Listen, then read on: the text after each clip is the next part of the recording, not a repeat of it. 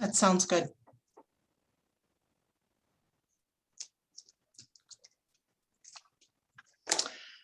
Good morning. It is now 10 a.m. on Tuesday, October 5th, 2021, and I would like to call this meeting to order. My name is Connie Lucido, and I'm the Chief of the Grants Management Office within the Director's Office of the Nevada Department of Health and Human Services. I want to welcome those of you participating online via internet or the phone, and especially our committee members, to the first meeting of the Advisory Committee for a Resilient Nevada. As many of you are already aware, this committee is responsible for establishing priority areas to allocate the proceeds of certain litigation by the state concerning the manufacture, distribution, sale, and marketing of opioids. I will now call roll for committee members, and I ask upon your name being called that you verbally indicate your presence. Jessica Barlow.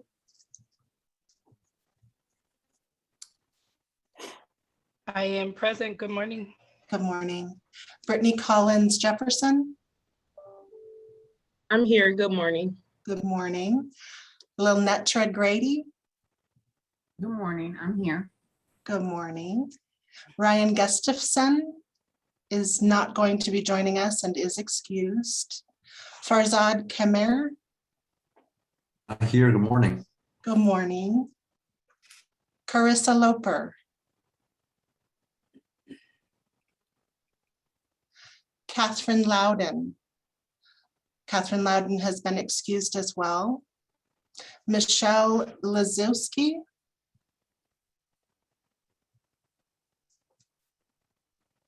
Cecilia Maria. Present. Good morning. Good morning. Elise Monroy. Here, good morning. Good morning. Darcy Patterson. Hi, I'm present. Good morning. morning. Pauline Sala. Present. Good morning. Good morning. Ariana Saunders.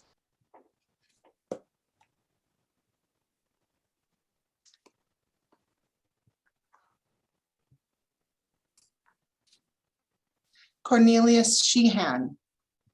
Present. Good morning. Good morning. Laura Sherwood. Good morning, present. Good morning. Quinny Winbush. Good morning. Present. Good morning. Good morning.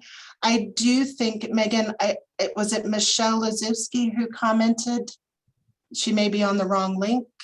Yes, I just upgraded her to a panelist, so she is present now. Excellent. So Michelle, please tell me how to pronounce your name. It's Lufshuski. Lushusky. Okay. Hi, Connie. This is Cindy. I am not sure if you skipped Mr. Sanchez. I did. Thank you. Thank you very much. Mr. Sanchez. Good morning. I'm present. Good morning. My sincere apologies. Let's see. My records indicate we have 13 members present. Cindy, can you confirm that?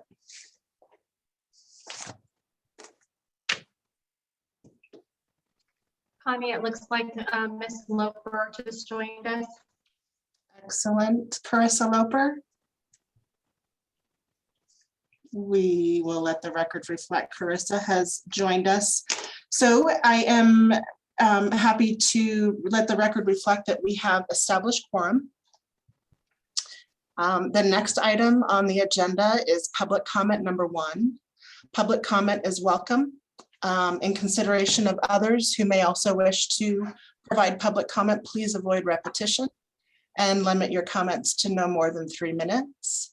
Please remember that no action may be taken on a matter discussed under this item until it's been included on an agenda item in which an action may be taken. If you wish to make a public comment, please use the raise hand feature located at the top of the platform. Megan Jones is here to assist us in ensuring that everyone wishing to make comment is able to do so. So Megan, I'm going to turn that over to you and ask you if we have anyone wishing to make comment or if you have some extended directions, that would be great. I don't think I have any extended directions, Connie. I'm not seeing any hands raised, but just for folks that are on, it could be at the bottom of your screen. You should see multiple options at the bottom, including raise hand. So that is the function. You would just press that button, and then I will be the one to administer your mic. So I'd be able to turn your mic on and you'd be able to provide comment that way. As it stands right now, though, I don't see any hands raised to provide a public comment, Connie. Okay, wonderful. There will be an option at the end of the agenda to make public comment as well. So we will move on to agenda item number 3. We have some elections to make. This committee will need a chair, a vice chair, and a secretary. What we'll do is first call for an election of the chair. After they have been established, I will turn the meeting over to this newly elected chair, who will then continue the election for vice chair as well as secretary, and then of course facilitate the remainder of the meeting. You can choose to nominate yourself or one of your colleagues. In your packet, you should have been provided a list of the entire committee.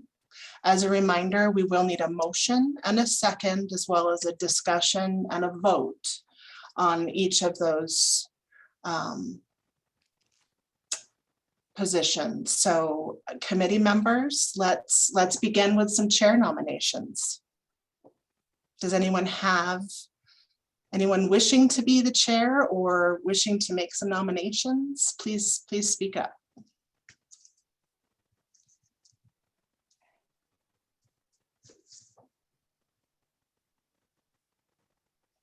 You guys are a quiet bunch this morning.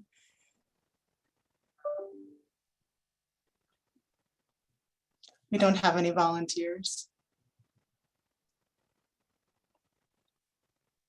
I'll volunteer for one of the positions. My name's David Sanchez. I appreciate that, David. So I hear you volunteering to nominate yourself as chair. That's wonderful. I second that. Thank you, Carissa. Is there any discussion? Well, sorry, this is Tina Russell, Senior Deputy Attorney General. We first need an official motion. Can David? Sorry, this is Carissa. I would motion for David Sanchez as chair of the committee at his volunteering. Wonderful. Then do I hear a second? I second. Thank you, Laura.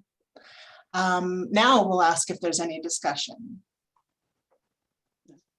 No? Hearing none, I will call for a vote. All those in favor, please say aye. Aye. Aye. Anyone opposed? Please say aye or nay. Not hearing any opposed. David Sanchez, I'm so excited to say that you have been elected the chair of this first committee. Very, very excited. I would also like to advise, and you heard her for just a moment there, that Hina Razul is the Senior Deputy Attorney General. It's been assigned to this committee, and she is here to make sure that we comply with the many regulations that govern open meeting law, and will also assist with any questions that we have regarding Senate Bill 390. This is the bill from the 81st legislative session that established the committee. So David, it is with great pleasure and distinction that I turn this meeting over to you. Please remember the team and I are available and are here to assist you if you have any questions as we move through the agenda and then of course into the future. Thank you. Thank you. Moving forward, following the agenda, the next position is committee vice chair. Do we have any volunteers for committee vice chair or anyone that would like to nominate themselves as committee vice chair?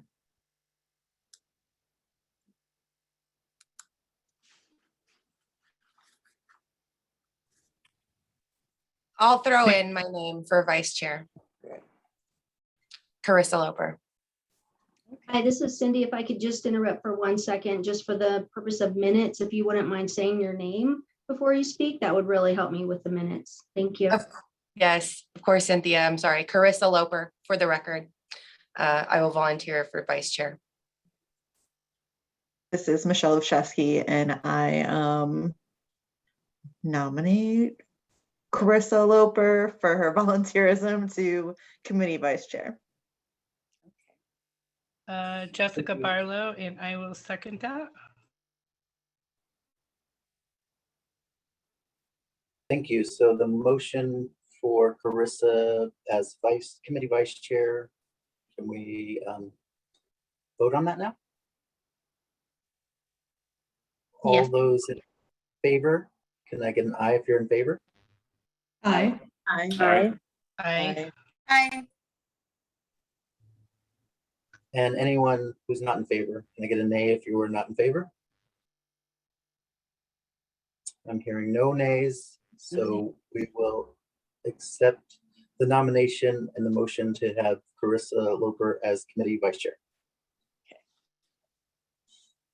All right, moving forward, we have committee secretary.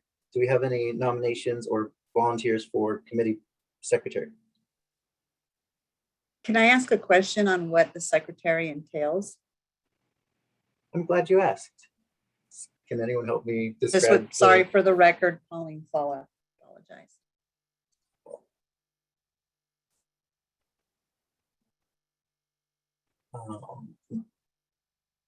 Megan, Tina, are or you Shelley? able to advise, this is Connie Lucido for the record, are you able to advise what the secretary of a committee typically does, or would you like me to try and answer that? I mean, I can read from the bylaws. if you'd That's what I was like. going to say. Refer to the bylaws. I believe it's in there. Yeah. The committee secretary shall be responsible for standing committee reports and shall ensure the minutes are approved timely. Those are the two jobs of the secretary, and then they have the support from the grant management unit, from the director's office to support you in that capacity. Thank you. Thank you.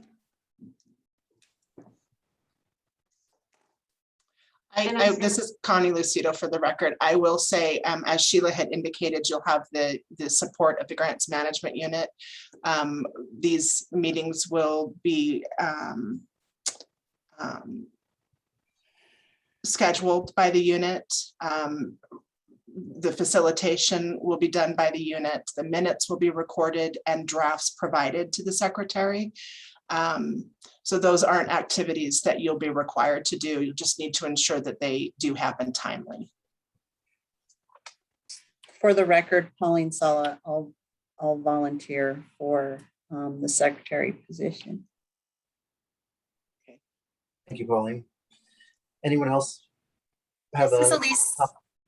Oh, I was just gonna jump on that and make a motion before she There we changes go. her mind. This is Elise Monroy, and I move to make Pauline Sala the secretary of the committee. Okay. Thank you. Do we have a second? Jessica Barlow, and I'll second that. Thank you, Jessica. We'll now take a vote. All in favor of Pauline Sala being our secretary for the committee, please say aye. Aye. Aye. Aye. Anyone not in favor, please say nay.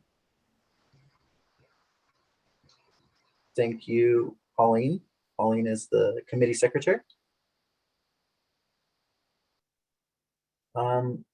Anything left on agenda item number 3 that we need to go over, or can we move to agenda item number 4? Connie Lucido for the record. No, you're good to move on to item 4. Thank you. We'll move on to item number 4, open meeting law presentation by Senior Deputy Attorney General Hannah Russell. Ms. Russell. Thank you, Mr. Chair. For the record, Hina Rasul, Senior Deputy Attorney General. I'm going to basically give you just a brief overview regarding the open meeting law with respect to how meetings are run for advisory boards. First and foremost, the committee as a public body must conduct its meetings in accordance with the open meeting law, which can be found in NRS Chapter 241.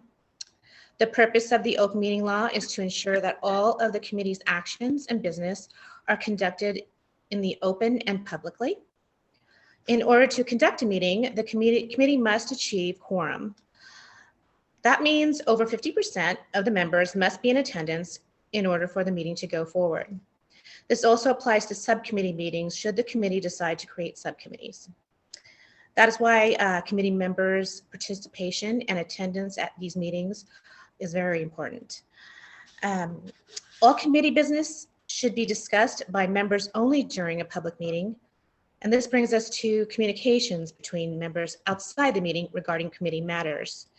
It is so very important that members refrain from contacting each other and discussing committee business or agenda items outside the meeting.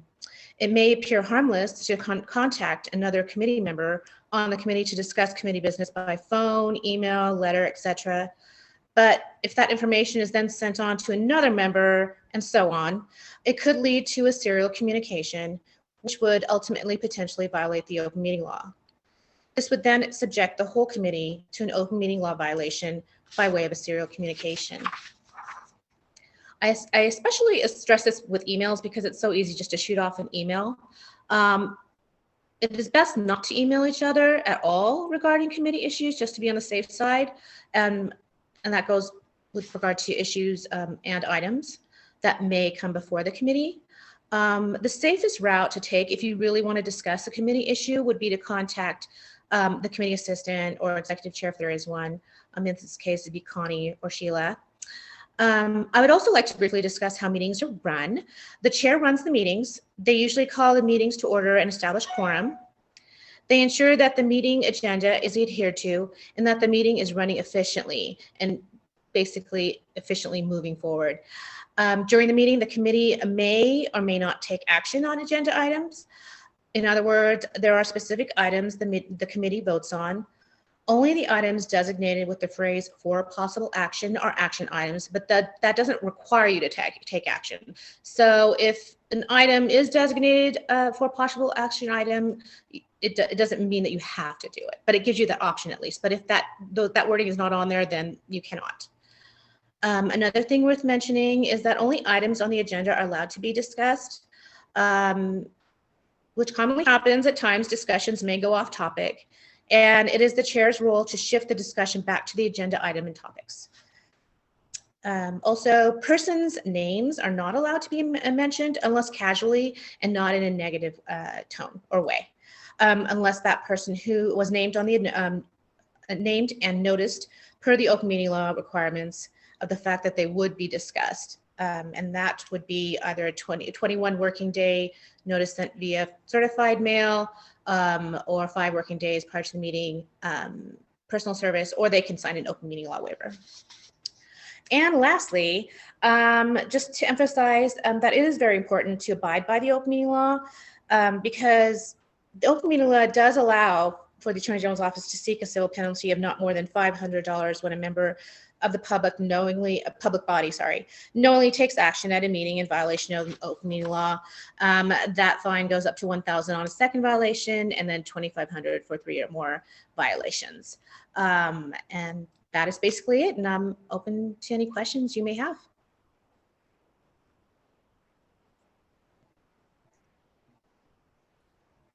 I want to be clear about the use of somebody's name. Can you speak to that a little bit? Basically, I mean, if it's a tangential mention or, basically stating their name or saying something in a positive light, that's fine. But if it goes into more deliberative discussions where you're talking about their character or just anything further, I would recommend avoid doing that. I see. Oh, thank you. Okay.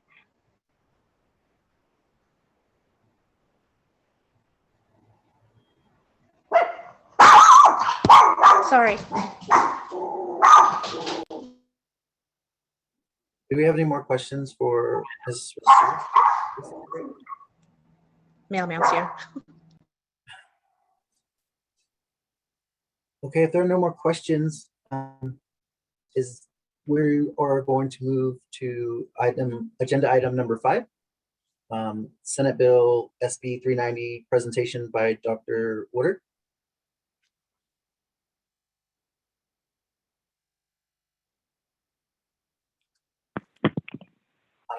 Thank you. Hello, good morning, everyone. I actually have another presenter that is also joining me. So CJ Bradley from the Attorney General's office. Just want to make sure that she is on as well. Good morning. Thank you. I am. So we're really hoping that this is an opportunity for us to present to you SB 390 and really how that legislation was developed, as well as the role of the advisory committee as it is defined in the legislation. And also to offer an opportunity to have some dialogue around the legislation that established this committee and the functions that this committee will be supporting the Department of Health and Human Services in completing as it relates to the opioid settlement litigation funding. Next slide. So before I jump into all of this, want to make sure that we have an opportunity to introduce ourselves. So my name is Stephanie Woodard. I am a licensed psychologist. I'm also the single state authority on substance abuse treatment and prevention, as well as the state mental health authority. I also had the opportunity to work very closely with the legislators in the development of this legislation, as well as some testimony. And I'll allow CJ to also introduce herself now. Good morning, Christine Jones Brady, but you can call me CJ, and I am the Second Assistant Attorney General for Nevada. And I work with the Bureau of Consumer Protection, the Consumer Counsel, Mark Kruger, and the Nevada's Advocate, Ernest Figueroa. And we'll talk a little bit later about the opioid settlement litigation, but I work with them, and our job moving forward is to work hard on the lawsuit and winning them, and hopefully we'll be able to remediate the problems that are going on due to the opioid epidemic. And so thank you for allowing me to be here. So to get us started, just a little bit of an overview related to opioid settlement litigation laws. Nevada is not the only state that has moved forward with settlement litigation laws. We actually have 20 states currently that have some type of statute in place. And of those, 13 of the states actually passed that law this past year. One of the primary drivers for ensuring that states have a law to determine how the settlement funds will be used is primarily some lessons learned from the big tobacco settlements. Billions of dollars are continuing to be distributed to states, and the primary goal of those dollars was really to move forward with reducing smoking and tobacco consumption. But what we know is, in the absence of laws at the state level to direct how those dollars were going to be used, the bulk of the tobacco settlement dollars have been multi-purposed for reasons not associated with smoking cessation or smoking prevention. So there has been a large movement nationally between attorney generals, as well as departments of health and human services, behavioral health consortia, and the like, to ensure that all states have some type of statutory authority in place to help direct how the dollars are going to be spent. And part of that is really to ensure that there is a transparent and equitable way that states are going to be allocating the funding, and that the funding is really in line with the idea that we need to address and abate the problem. So being able to address the risks, harms, and impacts of the opioid crisis in direct accordance with some of those settlements. The good news is that not only did Nevada pass this legislation with SB 390 this year, but we have really been identified as a state with some core components in model legislation. Next slide, please. So a little bit about how SB 390 came to be in the state of Nevada.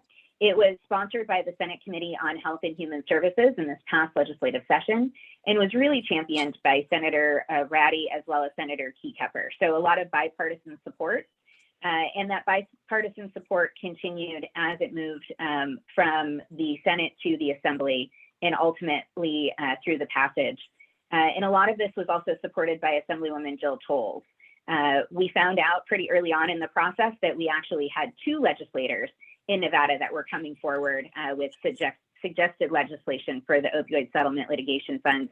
And this was really a collaboration between those 2 legislators to navigate and negotiate.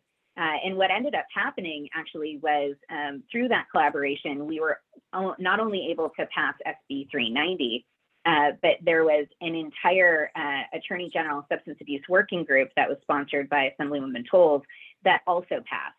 I bring this up because these 2 groups, the Advisory Committee for Resilient Nevada and the Attorney General Substance Use Working Group, will be working collaboratively together and sharing information as well as reporting to one another. So they really do serve complementary purposes. The law was actually signed into law by Governor Sisolak in June of 2021. And also important to note that SB 390 has 2 major components. So not only is it the legislation that establishes the opioid settlement litigation fund and the purposes for those funds, but it also establishes the crisis response account as associated with 988. So for those of you who have not read through the legislation, really important to recognize that it's actually doing 2 very big and important things that are separate and distinct, but do actually inform one another as well. So before we go any further, I know that CJ has some information that she wanted to share with you, as well as some prepared remarks. Thank you, Dr. Woodard. So I want to also just highlight what Dr. Woodard was saying about working with the Senate, with Senators Ratty and Keykefer, as well as Assemblywoman Tolles and AG Ford. Other people behind the scenes, Dr. Woodard was fabulous. Chief of Staff of the Attorney General, Jessica Adair, also worked behind the scenes on this legislation, as well as Ernest Figueroa and Mark Kruger. So they're the people that were working on the legislation were people who had a real heart to solve this problem, including myself. If you imagine just who does not have somebody, a friend, a family member, a coworker, somebody yourself who has been impacted by this opioid epidemic.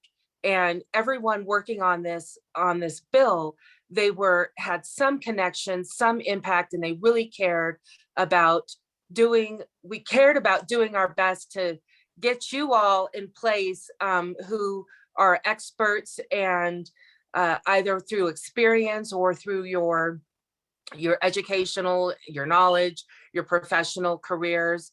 But we really appreciate the work and you accepting this appointment and rolling up your sleeves to solve this problem. And with that said, I'm going to give you an update on our opioid litigation and will give you some context about really how all of this got started in terms of the committee, forming the committee. Again, Christine Jones Brady, I want to really thank you for letting me be here and give this presentation. And I also want to thank our senior DAG, Hina Rasul, who is helping to support this committee and the important work that you do. As a brief overview, the Attorney General's Office, and in particular, the Bureau of Consumer Protection, in conjunction with outside counsel, Contingency Counsel, hired as a result of the Governor's Declaration of Findings on January 29th, 2019, have been working on numerous fronts in what has collectively become known as the opioids litigation in Nevada. I indicate numerous fronts for reasons I will describe in a minute, but primarily because there are more than 60 defendants in our litigation, which is being brought by the state to help remediate the harms, risk, and effects of the opioid epidemic in Nevada. Remediating the harm caused by the influx of opioids into communities throughout Nevada is paramount. It is in the development of SB 390, the experts relied upon many sources, including opioid litigation principles from the Johns Hopkins University study, to provide guidance in drafting SB 390 and a mechanism that would be able to address the vast differences in the impact from opioids throughout the geographical areas of Nevada. The opioid litigation principles is a consensus document supported by a number of national organizations, such as the American Medical Association, AMA. The guiding principles are: use the funds to supplement rather than supplant the existing state funding. Use of funds to support programs supported by evidence-based interventions. Use of funds to support investments in youth prevention. Use of funds with a focus on racial equity, and report to the public as to which programs we're funding. The drafters of SB 390 did such an excellent job that SB 390 has become a model legislation throughout the country and is being discussed in universities such as the University of New York and Georgetown University, and has made its way into the national report, the Legislative Analysis and Public Policy Association Model Opioid Litigation Proceeds Act. So no pressure. You are all truly part of a committee that will make an impact in the remediation of harms, risks, and effects of opioids in Nevada. While the Attorney General's team has been focused on the litigation, the Department of Health and Human Services has been the agency designated and staffed in a way that is best able to administer the funds to the principles as I just described. SB 390 requires DHHS to conduct a needs assessment and state plan, which will serve as the guiding documents for DHHS to coordinate with stakeholders, treatment providers, Nevada agencies, and others to administer the funding to remediate the harms, risks, and effects of opioids. Meanwhile, the Attorney General's team will continue to fight on a multiple of litigation fronts. These fronts begin with the McKenzie Settlement, which I am pleased to say has provided the seed money for DHHS and you all to begin the work through SB 390. Just this week, the Attorney General's office transferred $28,461,750.49 to the Fund for Resilient Nevada created under SB 390. The other fronts include our primary state opioids litigation, which currently is pending in the District Court of Clark County. However, the fronts also include the national litigation, national settlement negotiations, and recent developments in bankruptcy and related matters, all related to opioids. I'm going to touch upon each of these briefly, but before I do, I want to remind you that I may not be able to answer all of your questions, as many of these areas may contain confidential or protected information. So I ask for your understanding of this in advance. Everything I'm presenting to you today or discussing today has been vetted as being public and publicly available, able to be publicly shared. So the McKenzie AG settlement. McKenzie Company is a global consulting firm that advised Purdue Pharmaceuticals and others on turbocharging opioid sales, even as the drug manufacturer knew that patients were becoming addicted to Oxycontin and other opioids.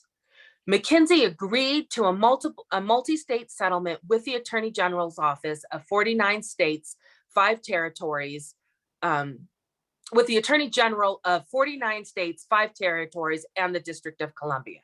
Nevada did not participate in that settlement for a number of reasons, some of which are because we are one of the hardest hit states, and we have favorable laws, and we would have gotten far less under the settlement, the multi-state settlement that others joined, than we actually ended up getting at the end of the day.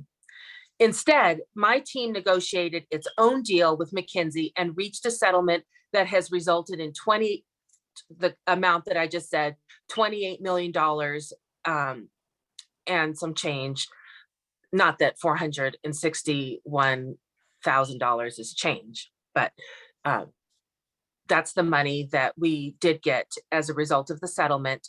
Nevada created SB 390, and as I just stated, rather than $7 million that we would have gotten in the multi-state, again, we got over 28 million.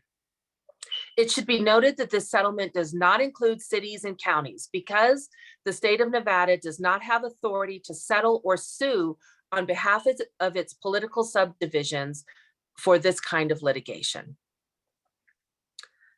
Nevada litigation in district court in Clark County, federal district court in Clark County.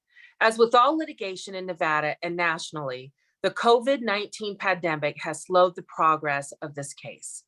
However, despite this, I'm proud to let you know that our state agencies have continued to cooperate with the Attorney General's office to collect discovery, and even as most people are working from home. Discovery is an important component in any litigation, and it has been ongoing throughout the pandemic. Some of the discovery includes ongoing document collection, review, and production, review of defendants' documents, filing and arguing discovery motions before the special master, and we are now getting ready to move forward towards beginning depositions, which were delayed due to the pandemic. National litigation. You may have also heard or read about national litigation, which is known as the multi-district litigation in federal court. Opioid cases that end up being filed or removed to federal court, not Nevada's case, are sent to a federal judge in Ohio who is overseeing the multi-state litigation. National settlement negotiations. You may have also heard or read about discussions between some defendants who have been negotiating directly with a handful of attorneys general in an attempt to reach a settlement with all of the states. These discussions have been ongoing for well over a year. From what has been publicly announced, the following proposals have been discussed. $21 billion from distributors McKesson, AmerisourceBergen, and Cardinal Health, with a proposed payout of over 18-year period, and a $5 billion from Johnson & Johnson. While there are no agreements on how this money will be distributed, Nevada's total share would not be enough to address or remediate the harms caused by the opioid epidemic in Nevada, as we are, again, as I said, and as you all know, I'm preaching to the choir, Nevada is one of the hardest hit states. This is one primary reason why the Attorney General's office made a decision not to join these settlements. Now, another front that we're fighting are the opioid-related bankruptcies. You may have also heard that or read about recent opioid manufacturer bankruptcies. Purdue Pharma, a defendant in our litigation, filed Chapter 11 reorganization plan in bankruptcy court. The court confirmed the bankruptcy plan this year, and the case is being appealed. Key terms of the plan are $4.275 billion currently allocated to claims of non-federal government claimants, states, cities, and counties, dispersed over 10 years. The funds are to be used for opioid abatement purposes only, but the allocation amounts for states, including the cities and counties, have not yet been determined. As you can imagine, there's a lot of negotiation over what those allocations will be. One Nevada agreement on opioid recoveries.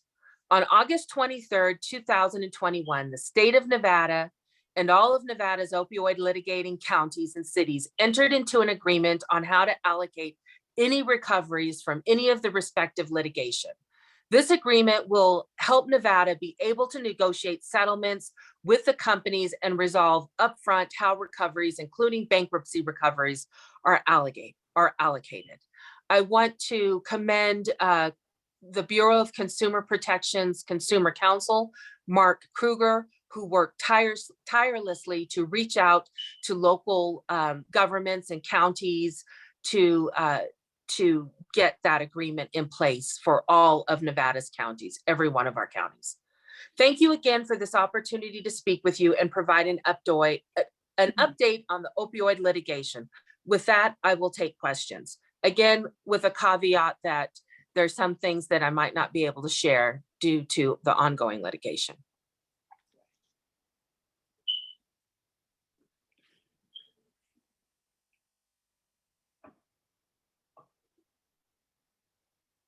And if there are no questions, I will return the mic back to Dr. Woodard. So I CJ, actually have I see one question from Elise Monroy, who is on the committee. Thank you. Thank you. I wasn't sure how questions were being facilitated. So thank you for that, Dr. Woodard. Elise Monroy, for the record, is there any information that can be provided about the allocation agreement? Have like allocation amounts been set between the state and the municipalities? No, they have not been set yet. When you say allocation amounts, since we don't know quite yet the amount that Nevada will be getting, we don't know the amount that each of the municipalities will be getting.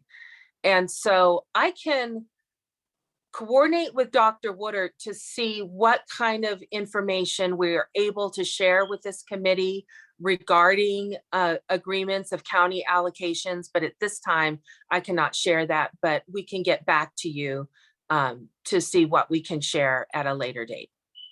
Thank you. Thank you for the question. And Elise, it's a great question. As I go through the presentation, one of the things that I want to make sure everyone is aware of is how the funds from SB 390 and the Opioid Settlement Litigation Fund will be allocated. And so we actually have two ways that dollars will be potentially distributed to local jurisdictions. The first is the One Nevada agreement that was negotiated through the Attorney General's office with participating cities and counties. And then there is the allocation, which will be from the needs assessment and the state plan that may or may not go to local jurisdictions. And we can talk a little bit about that as I go through my presentation, because I do think that there are some nuances to that conversation as well. So if it's okay with everybody else, I'm going to just continue to move forward with the presentation. So next slide, please. As CJ had mentioned, there are 5 primary guiding principles in the Johns Hopkins principles for the use of funds from the settlement litigation. And again, those are to spend money to save lives. From this, they wanted states to establish a dedicated fund to ensure that we are supplementing rather than supplanting existing funding. This is going to be incredibly important as we move forward in determining how these funds will be spent, because Nevada has also received federal funds through a number of federal grants. So an example of this would be naloxone distribution. We have some grant funding that has already been allocated to purchasing and distributing naloxone. So we would want to make sure that as we move forward, if naloxone distribution is a priority that's set forth in our state plan, for which we want to allocate dollars, that we're really supplementing what is already being spent and not supplanting any of those dollars, which is essentially, turning those dollars off from the grant funds and only using the funds from the opioid settlement litigation. In addition, they're hoping that states do not spend the money all at once. We know from what CJ has reported, we've got over 61 different current litigations underway, and we have no idea the cadence in which the funding is going to be deposited into the account and how much will be awarded and when those awards, if awarded, will come through. So we do want to be mindful of the funding that is in the account when we have deposits in the account, to make sure that we have some longevity into some of those investments. And then additionally, really the onus is on all of us to ensure that we are reporting to the public whenever we are distributing money, to detail how much money is being distributed and where those dollars are going. Ultimately, the goal is to improve transparency and communication with the community on how these funds are being used. As it relates to using evidence to guide spending, there has been a lot of pressure, especially over the last year with some of the economic downturns that many states have faced, to be able to use the dollars that are recuperated through some of these settlements to essentially provide stopgaps to state budgets. And what the goal of this principle is to ensure that we have some safeguards in place to prevent that from happening and ensure that the dollars are actually going to effective interventions and programs at the community level. And so the guidance is that we direct funds to programs that are supported by evidence. And Johns Hopkins, as well as a number of other national organizations, have done a lot of the thinking for us and a lot of the research, and have compiled compendiums of the evidence base on a number of different kinds of programs that states should be considering implementing to have the greatest amount of effectiveness. One of the other tasks, though, aside from really looking at funding specifically that this group will have an opportunity to provide advisement on, is also identifying policies that we may have in place that actually create a barrier for us adopting some programs that work. An example of this would be some of the legislation that was just passed this past session, where we had identified that we wanted to be able to push out really robust harm reduction programs that included distributing fentanyl testing strips. But when we looked a bit further, we found that under the previous legislation, the fentanyl drug testing strips would actually have been classified as drug paraphernalia, which you can imagine would be very complicated if the state was then in the process of purchasing and distributing. So we had identified that as a policy that was a barrier for us to be able to push out really robust harm reduction programs, and worked through the legislative session to actually change the definition of drug paraphernalia so that we can ensure that we can distribute the fentanyl testing strips in the community without the potential of individuals being exposed to additional risk through distributing those as well as carrying those. So as we move forward with our work together, there may be opportunities for us to identify policies that we currently have in place that may need to be addressed in the next legislative session, really for us to be able to effectuate some of the most effective programming at the state and community levels. And then also to be able to build data, and our ability to collect and report on some of that data also goes into using evidence to guide some of our spending. The third area is very simple in the term of it really asks us to invest in youth prevention. But we have to be mindful that what it is that we are investing in, again, follows evidence-based practices, and that we are really looking to not only invest in youth prevention, but evaluate the effectiveness of those programs at the community level so that we can amplify those practices that are working, adjust or augment practices that need to be adjusted in order for them to have the maximum effectiveness. And where we may lack some real robust evidence, specifically in some subpopulations, being able to build some of that evidence as we implement those programs at the community level. The focus on racial equity is one that we really highlighted in the development of this legislation. It's also one of the reasons that we have appointments on this committee, specifically from the Nevada Office of Minority Health and Equity under Tina Dortch. So Tina Dortch is also really an unsung hero, I think, when looking at the way that Nevada developed this legislation, ensuring that we embedded really principles related to racial equity, and ensuring that populations that were disproportionately impacted from the opioid crisis really are prioritized and very thoughtfully addressed as we roll out some of the programming with this fund. We really want to make sure that we're investing in communities that have been impacted by discriminatory policies, support diversion from arrest and incarceration. I know the Attorney General's office and CJ have worked tirelessly to be able to bring forward some policies and really highlight some of the work that's being done as it relates to jail deflection and diversion. And Dr.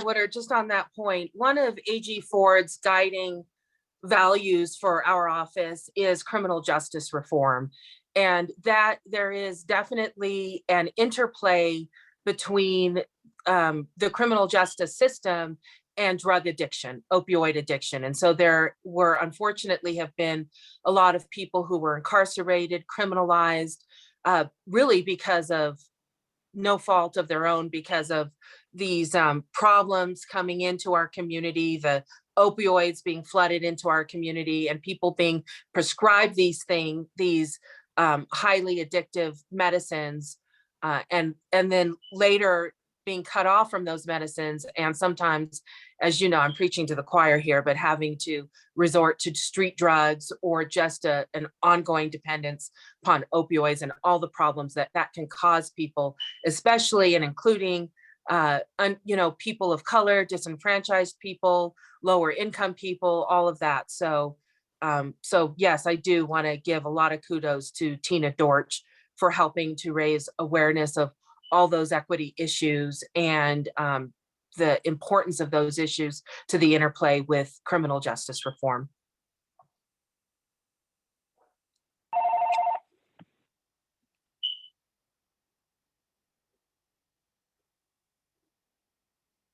Dr. Woodard, do you have more to continue forward? Yeah, sorry, I have the phone ringing and.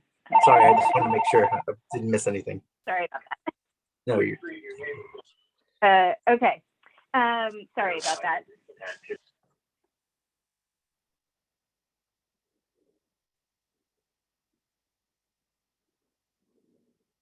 This is what happens when you use someone else's office. You have no control over the technology that's going forward. I apologize.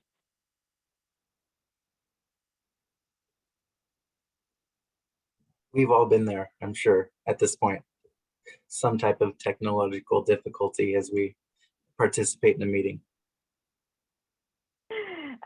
Thank you, and I beg forgiveness. I apologize for the interruption. So just a couple of other areas of focus for racial equity are to ensure that we are using some amount of funding to address anti-stigma campaigns, and then of course involving community members in solutions. And I'll get into how we actually operationalize some of that within the statute. And then finally, principle 5, last but absolutely not least, is to develop a fair and transparent process for deciding where to spend the funding.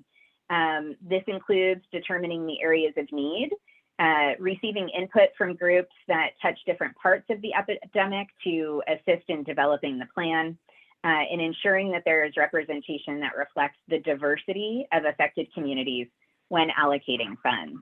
Next slide.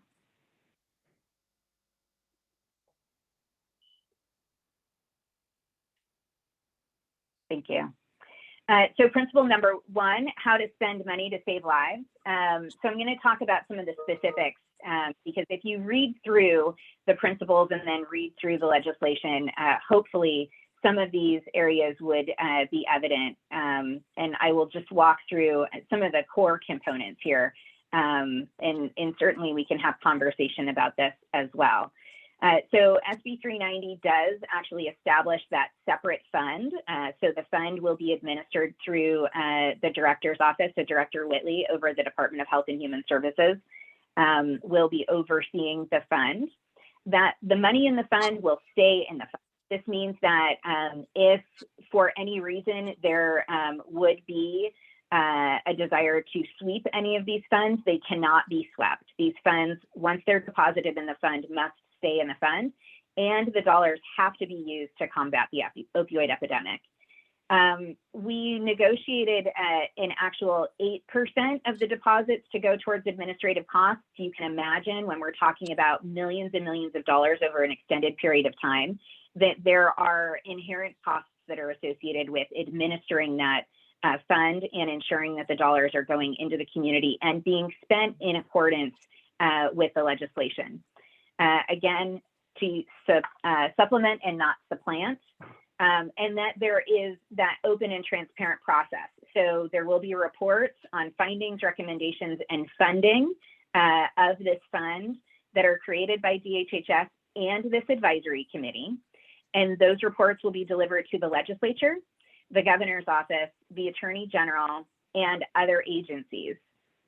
Another core component will be that it will be reporting to the substance use response group through the attorney general's office. in the legislation that we had mentioned under Assemblywoman Tolles. Dr. Woodard, Yeah. Woodard, one question I got yesterday was whether or not the Nevada resiliency account is interest bearing. Do we know the answers to that? I believe it is, but it is not able to be used for investments aside from being able to accrue interest.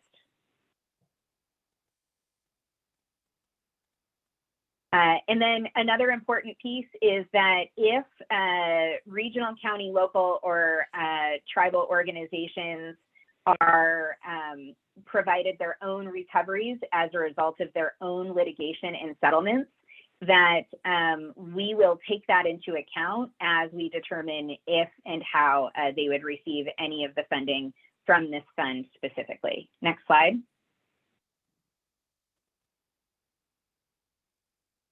Principle number 2, using evidence. I'm not going to read this whole entire slide to you, but what I have done here has actually pulled out from the legislative language specifically all of the areas that we had identified that may be appropriate for the funding. And of course, this will all be expanded upon in the needs assessment and will result in prioritization and end up in the state plan. And the reason that we generated the list that is in the legislation is because the work that we have been doing to address the opioid epidemic is not new. We have actually received and administered quite a bit of federal funds and grants. And so we have quite a bit of experience in administering these funds and addressing the needs as we have seen them over the last 7 or 8 years. There's also been some very formative legislation that has been passed in the state and identification of some policies that needed to be put in place in order for us to ensure that we've got effective programs occurring in the community.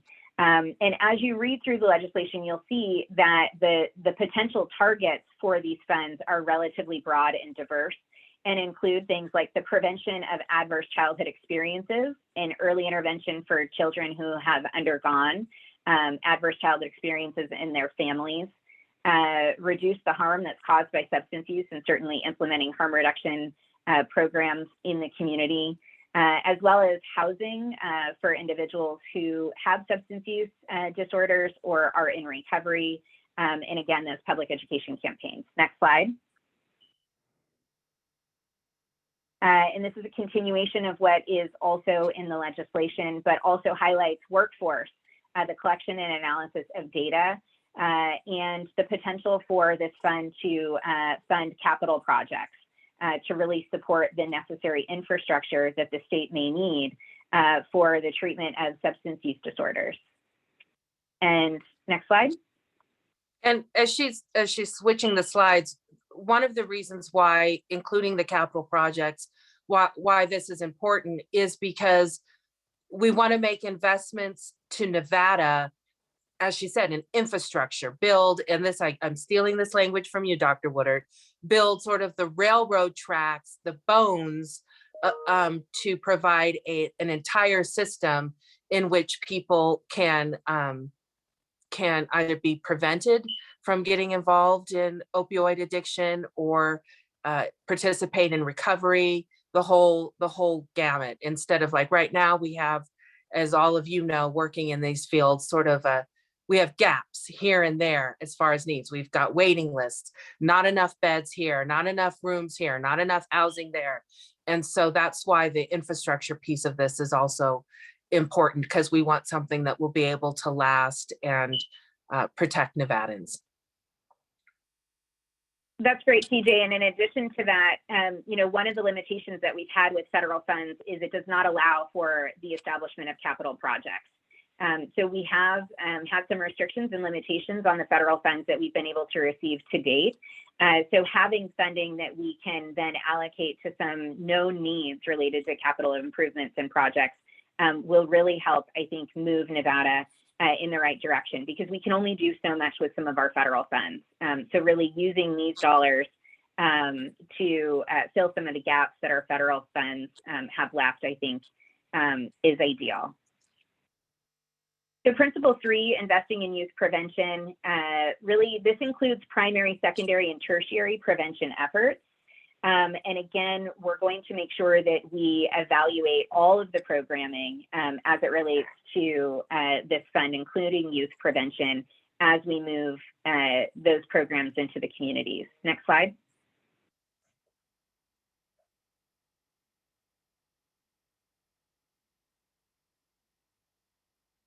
Focus on racial equity. The Committee for a Resilient Nevada, this wonderful committee of very informed and capable people, was developed to ensure that we have community members that are involved in the entire process and that the members are from diverse backgrounds. You will notice that there are no elected officials on this committee, and that was done by design. When we developed this committee, we really wanted it to be individuals from the community, of the community, for the community, that are really coming to this with known information, education, and expertise to share among your community members and really contribute to the work that this committee is doing.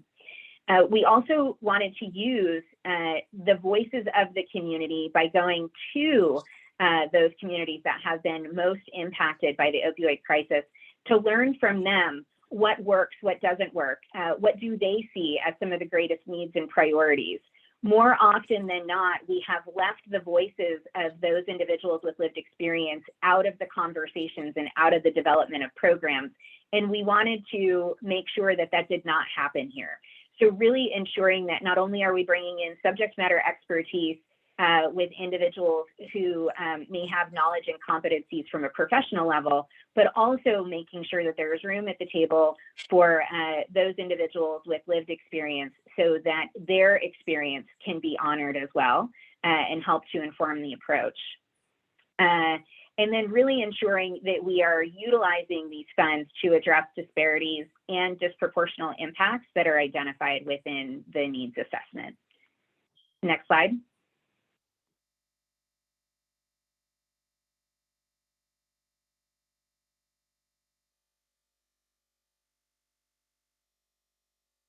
And finally, principle number 5, what we built into SB 390 is ensuring that we have this committee, which is a public meeting, and that the public meetings offer an opportunity for public input, that the needs assessment, prioritization, and state plan development will also include input and feedback from the community. And again, that all of those reports concerning how the dollars are being used and any of the findings are also then available to the public. Next slide.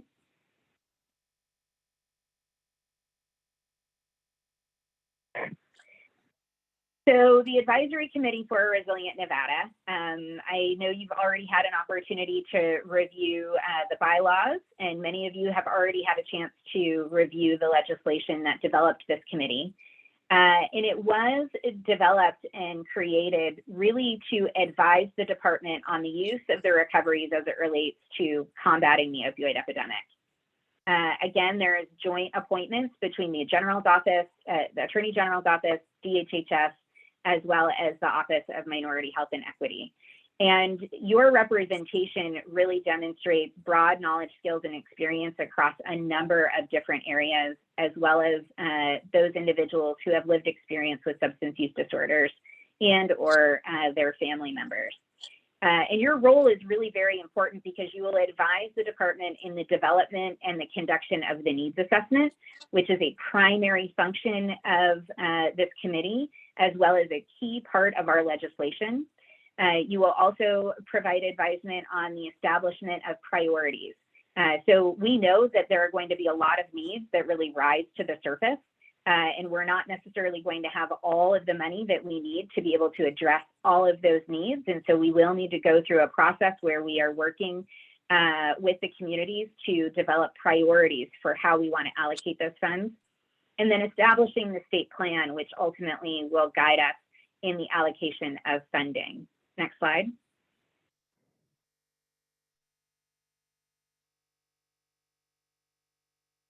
So the statewide needs assessment really is a combination of qualitative and quantitative data bringing together a number of different data points as well as public-facing documents. We'll be using some of the information that has been gathered through the damages report for opioid litigation, but as CJ had mentioned, there are some caveats to this because there is ongoing litigation. There are going to be some limitations in what it is that we'll be able to use to inform our needs assessment. And really making sure that we're consistently looking at subject matter expertise really across the help and assessment. Next slide.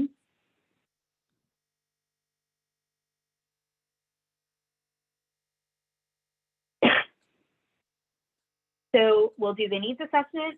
From the needs assessment, we will prioritize, and then from the priorities, the committee will help to establish what needs to go into the state plan. So the department ultimately will be creating a state plan to continue to address the needs that are identified in the needs assessment. The way that we will use this state plan is that the state plan will then help us to allocate funding to specific kinds of programs and activities. The state plan will then go before the interim finance committee if that is prepared and done before the next biennium. And then subsequent bienniums, this will actually be done through the department's budgeting process. One of the other reasons that we put this in is because we want to make sure that as soon as dollars hit that account, they are available to use to conduct the needs assessment, develop the state plan, and get them out into the community where they are needed. Many of you are aware that the opioid epidemic has only gotten worse over the course of the last year, resulting in some of the highest numbers of overdose that we've had as a state to date, meaning that we really see there is an urgency to ensure that we are getting these dollars out the door and into the communities that have been most impacted as quickly as possible. Once the funding allocations have been approved, we will then be able to move to competitive opportunities for programs to be able to apply for these funds. And then the funds will be distributed through that competitive process.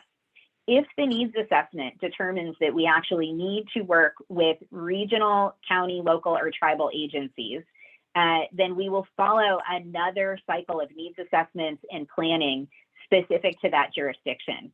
We want to make sure that we are getting depth of knowledge and detail in all of those plans so that we know how those dollars will be allocated. And again, we will also take into account any recoveries that those jurisdictions have made so that we are not duplicating.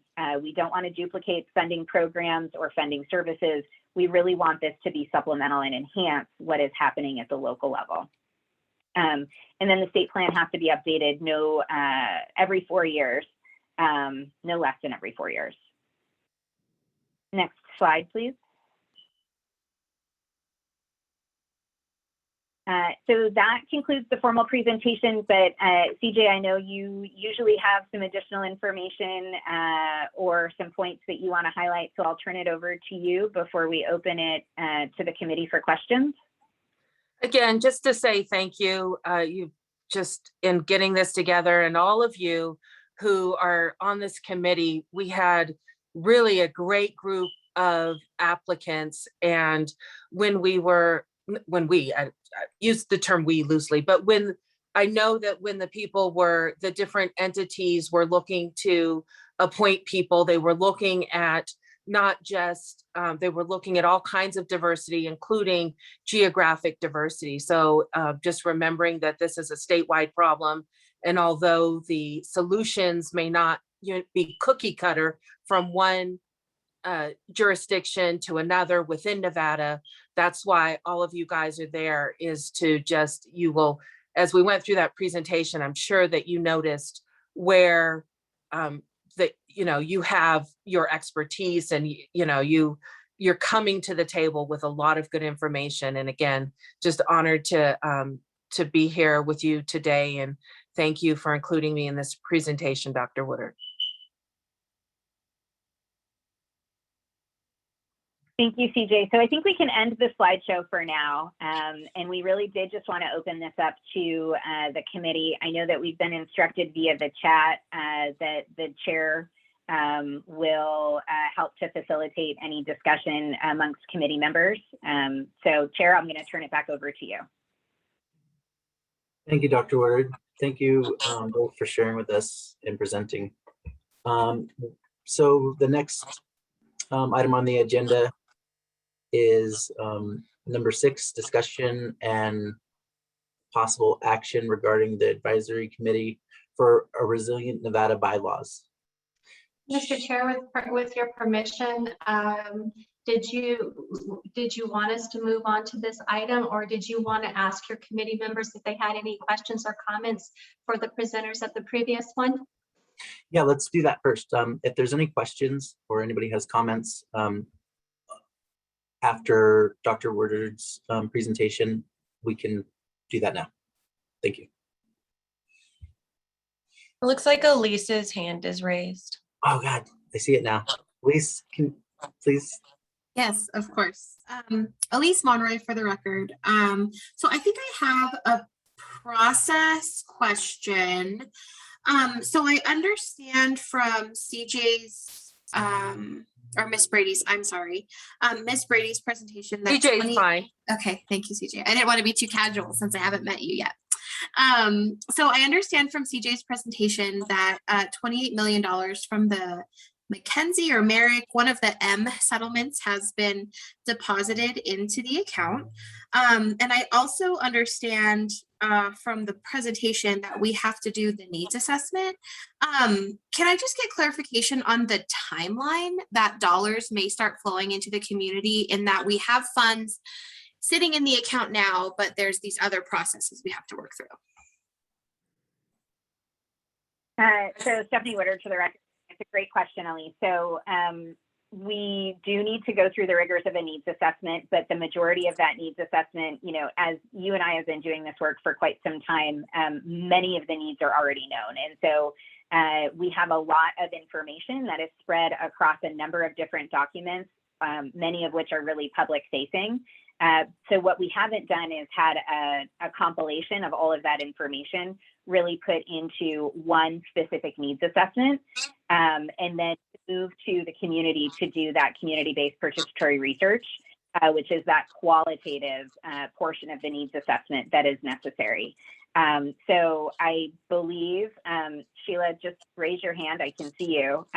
Is it, I can say that we're working with a vendor to be able to put that needs assessment together for us. And we will also be working with another to take the lead in some of that community-based participatory research to gather the qualitative information. I believe that it is our collective desire to get these dollars into the community as quickly as possible, while continuing to make sure that we take all of the considerations from the needs assessment and the prioritizations into the development of that state plan. Yeah. Did I answer your question? Yeah, so I understand that we have to go through the process, the needs assessment process, which I know can be painstaking, but a lot of information is out there. So I look forward to the qualitative research that will come back to us, so we can get those dollars flowing. Thank you. Yeah, I anticipate that we're talking months, not years. So what we did not want to do is tie these dollars up that are really urgently needed at the community level in overly bureaucratic or academic process. So really looking at what information do we have available to us, and bringing in the voices from the community to really amplify some of that in the needs assessment. So that, you know, I would imagine, you know, it's pretty aggressive, but within 6 months, really having the committee have all of the information that you need to really detail out a state plan. I think the goal is to get these dollars out as quickly as possible. Thank you, Chair. I don't have any other questions. Thank you. Are there any other questions? You know, I have a question or a comment, and I don't want to take up too much time because I hope we get into it, but my clarification that I'm looking for is you talked about looking at vendors to compile the needs assessments that we have already to kind of get them into one group and get them ready to present in the next 6 months. And then another vendor to do that outreach to find out what it is the community is directly looking for. But in that, are we going to make that decision to push forward with those vendors today or in the next meeting or soon so that can start, or has that already started? Sorry. So that has already started. We knew that we needed to get those in place. And so we've used our master service agreements through the Department of Health and Human Services to really expedite making sure that we had vendors that were ready, willing, and able to do the work that was needed to be done, so that with the start of this advisory committee, you would actually have a very quick turnaround time to begin to provide advisement on the conduction of that needs assessment. So I believe the next meeting, we should have that vendor in place and available to this committee to really engage the committee on providing advisement to them as they conduct the needs assessment. That's a really great clarification. Thank you so much. Are there any other questions before we move on to agenda item number 6? Any comments? I have a question. My name is Brittany Collins Jefferson. I know that you said that the vendors are working on a needs assessment. Will we actually have the needs assessment in advance to review so that we can effectively advise on our recommendation on how to proceed on certain issues that you're requesting of us? Yes, so we really see this advisory committee as being very active, not even just reviewing the needs assessment, but advising the conduction of the needs assessment.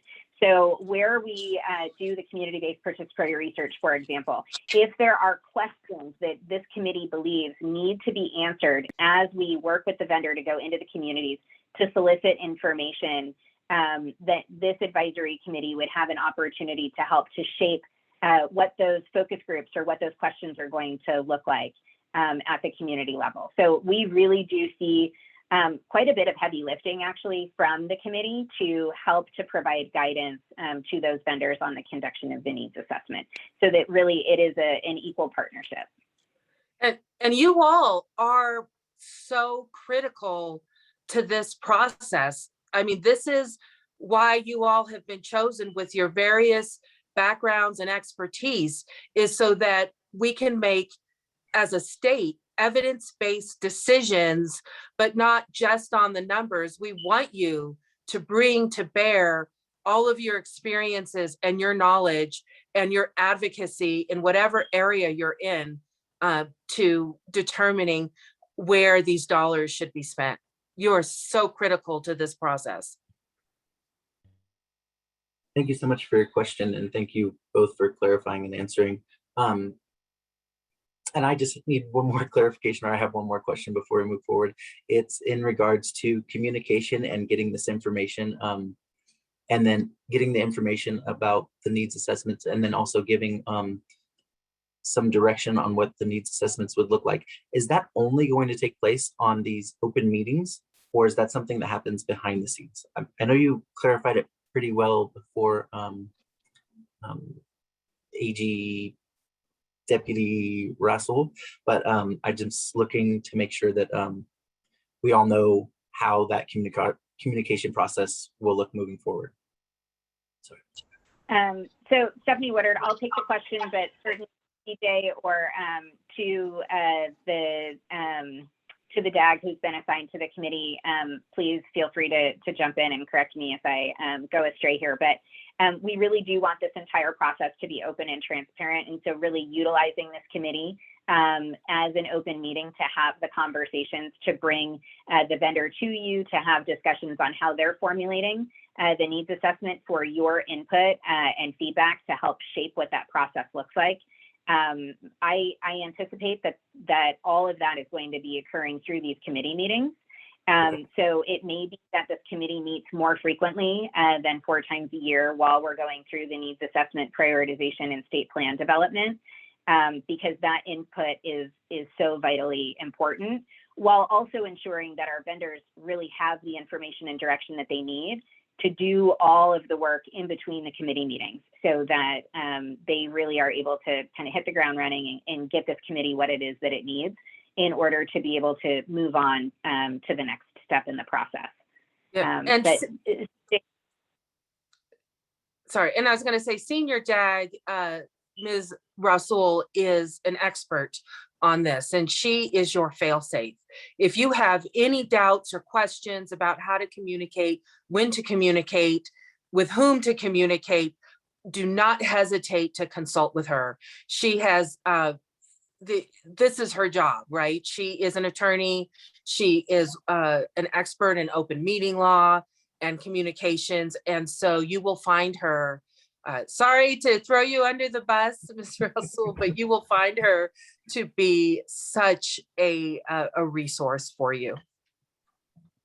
And Mr. Chair, if I can just add, when you talk about communication outreach, of course, the state under Director Whitley and under the Attorney General, which I won't speak for them, but we work really hard with a number of other behavioral health communities, the regional behavioral health coordinators, as well as other legislative organizations. And it will be an opportunity for this body to direct or to suggest or recommend that our vendors or whomever is presenting information can also present information at those committee meetings, organizations, publicly, or wherever we can get the greatest amount of exposure and input to this committee, so that you're also hearing from those with boots on the ground what is happening in each area across the state.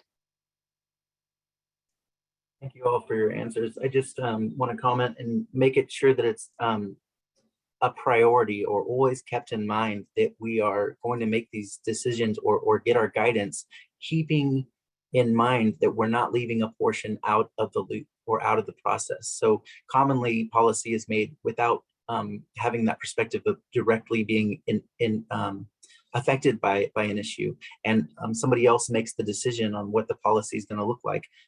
That doesn't necessarily pan out to support the community that they're working on. So I just think it would be kept in the highest priority, that we cannot skip having the very people we're working to support have their voice heard. So that's all I want to bring up. Do we have any other questions or comments before we move to agenda item number 6? Okay, well, agenda item number 6 is a discussion and possible action regarding the advisory committee for resilient Nevada bylaws, and Sheila Lambert is going to take over from here. Thank you, Sheila Lambert, for the record, Department of Health and Human Services Grant Management Unit.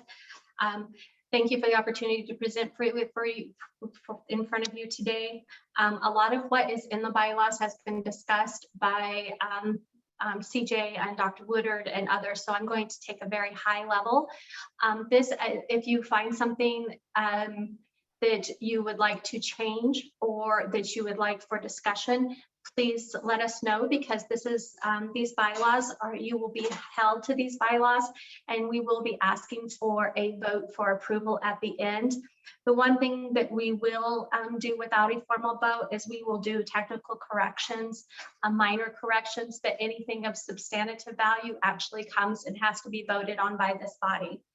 So I think we've talked a little bit about the creation of the committee in section 1, the purpose of the committee, and I'm just going to kind of reiterate a little bit the responsibilities.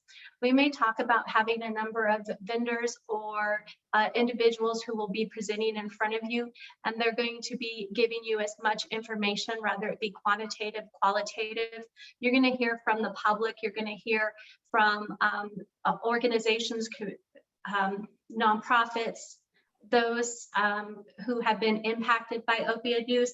At the end of the day, this committee's responsibility is to provide the final recommendations on the development of the statewide plan. You are developing the statewide plan. This body approves that to go forward to the director. The committee must hold at least one public meeting to be able to discuss what that needs assessment looks like, what that state plan looks like. So there most likely will be more. But of course, so when the drafting of the language as SB 390 was going, it was very important to all the individuals you've heard from earlier and leadership throughout Nevada that transparency, that open meeting, and similar to what Chair Sanchez said, is making sure that we have that public collaboration. You'll see that in section 3. You'll see section 4 and 5, some of the responsibilities in terms of reporting. The director's office will support you in that, and we will have to support, take the presentation of what you recommend to the director on or before June 30th of the year. You'll also see that we have other reportings as a committee. And I say we because we will be supporting you in that unless it's decided that someone else or another organization. But right now, we means Connie Lucido, myself, with all the technical expertise that comes from the Department of Health and Human Services. That information goes to the governor, to the Legislative Council Bureau, to committee chairs and members, to the regional behavioral health policy boards, to the Office of the Attorney General. And I want to let you know also is that this is very much linked to the search committee from the Attorney General's office. So you will be linked with a high level number of experts as providing additional information and guidance. This also includes information on your membership in terms. There are some things in here that cannot be altered because they are in the legislation, but all of the terms are 2-year terms that started October 1st. You have a list, you know who you were appointed by. It's up to that individual, whether that be the Attorney General, the Director of Health and Human Services, or the manager of the Office of Minority Health and Equity as to if you are or are not appointed for a second term. But each of these terms are for 2 years. That is specified in the bylaws. As we move forward, you will also see that for those who are not being paid at the time of these meetings, that there is the ability for compensation once we start getting the budget approved for those funds. There is per diem, and then there is the opportunity to receive a salary of no more than $80 for attending these meetings. And we can go into more detail more detail on that if you need that information. There are also, when we talk about vacancies, resignations, or removal, attendance at these committees are very important. We have to establish a quorum, and if we don't have the members here, we can't get the work done. If you're unable to attend or you believe you'll have to leave early, if you can notify us in advance, then we can work to ensure we have a quorum, or maybe share with you that we might not have a quorum and that meeting would have to be canceled. We're really going to work hard to ensure that no meetings have to be canceled because those are all publicly noticed, and we would like to encourage as much public input as possible, and setting up a meeting to then have to tell the public that there wasn't a quorum and that they have to go away is not someplace where we want to be. It is up to those individuals for the chair to forward any recommendations of any committee member who is not showing up to at least 3 of the meetings to move forward to their appointed person to determine whether or not they would be considered for removal. As mentioned before, we have an amazing relationship with the Attorney General's office, and we have regular support by Ms. Rasul in terms of ensuring compliance with the open meeting law, and you heard that earlier. So when you look at Article 5 with the meetings, that kind of goes over a few of those things. When you look at Section 4 of the officers of the duties, I know Chairman Sanchez, you might not know all what your duties are, but they're listed there in terms of helping develop the agenda with input from your committee membership, conducting the meetings, overseeing public hearings and ensuring the public comment, convening special meetings as necessary, and preparing reports as required. We actually do the heavy lifting for you, and you guide us along that path. So just kind of when you see that you're responsible for some reports, you're telling us what you want to see, and we're putting it back forward to you, and then you can let us know if we are in the right direction or not. The vice chair serves in absence of the chair and monitors committee record keeping, similar vice chair, as well as we talked a little bit earlier about the responsibilities of the secretary, and that was completed earlier today. But you have the support of the Department of Health and Human Services Grant Management Unit in all things. And then when we will reach out to technical expertise across the state, including our subject matter expert on mental health, Dr. Stephanie Woodard, or we may be inviting Dr. Megan Freeman if it's issues with child mental health issues or those sort of things. So we have a host of individuals who will be able to present to you and be very specific about the level of technical information to you. You are allowed to, there are some committee participations where you're able to create subcommittees from this organization. There will be no more than 2 standing committees. Each standing committee must include a minimum of 2 voting members. Each of the standing committees have to have a chair similar to that. And you are able to create one for technical assistance, for regulation development, as well as any other one that you would like to have standing. I think the voting, there are no substitution voting members. If you're not able to make the meeting, you cannot assign somebody to come in and attend on your behalf. For record keeping, we'll be keeping the minutes. We'll be working through the secretary for those minutes, and then those will be presented back to this body for approval or for changes if you find something that may not be correct. We will be sending out survey information to ensure conflict of interest, and explain that conflict of interest must be declared by members prior to the discussion of any matter that would provide a direct financial benefit for that member or have the appearance of a conflict of interest. We'll be working closely with the Deputy Attorney General, the Senior Deputy Attorney General on these conflict statements. And what that means is if there is a vote on something that might benefit you personally or the organization for which you represent, we would need to have a discussion as if you have to abstain from that discussion and or that vote. And so we will review those conflict of interest forms with the Senior Deputy Attorney General and then get back with you if we've identified any areas of concern. The committee is an equal opportunity affirmative action entity. And one of the primary goals that was set in the legislature was to ensure that we had racial, ethnic, geographic representation. So we have representation from both Washoe County, Clark County, our rural frontier communities, and as much diverse interest of those who were directly impacted or provide services to those who have been impacted by opiate use. So with that, Mr. Chair, I would ask if there are any comments, questions, or changes that you or any of the other members want or would like to see in the bylaws, and or if you approve them as is with minor technical corrections. Thank you, Sheila. Do we have any questions or comments in regards to the bylaws?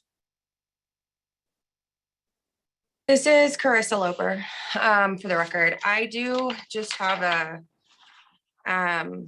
Sheila, I have some technical adjustments. Do you just want me to send you those? Yes, and I see where I've left coalition a couple times where it says committee. Okay, yeah, I saw that one.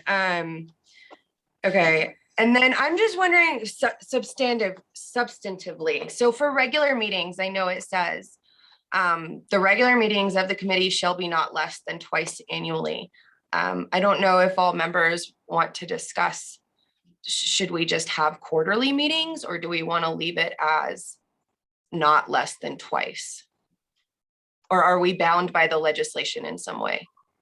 So what we included in here was what the minimum requirements were.